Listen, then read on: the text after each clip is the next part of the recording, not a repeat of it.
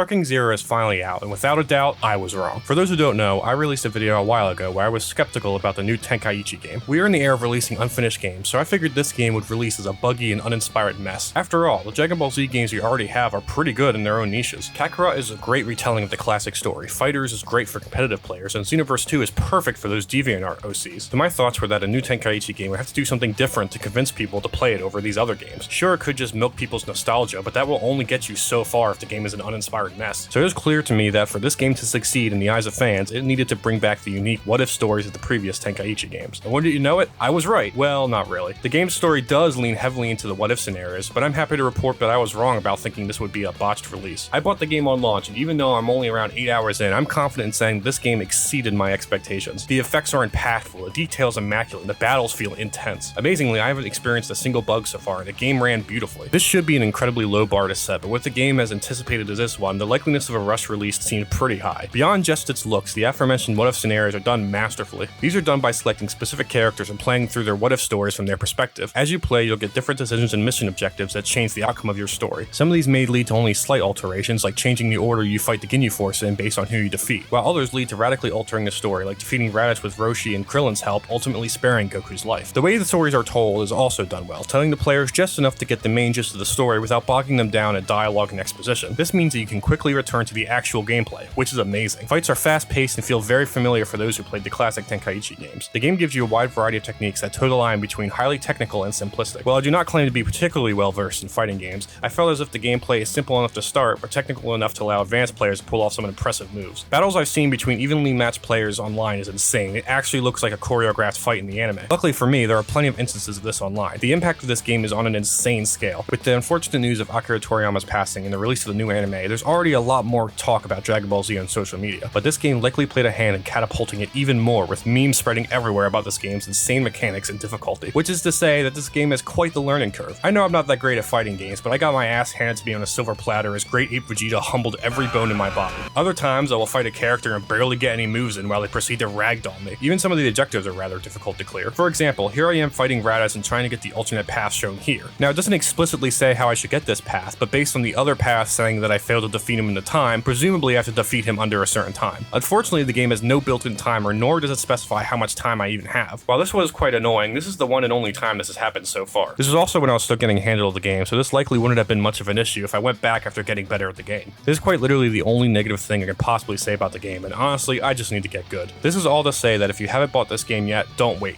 If you ever played a Tenkaichi game and want to relive those moments, this game is the one for you. Once I fully complete this game, I want to go over it in more detail, so be sure to subscribe if you don't want to miss that. Until then, good luck against Ape Vegeta. Peace out.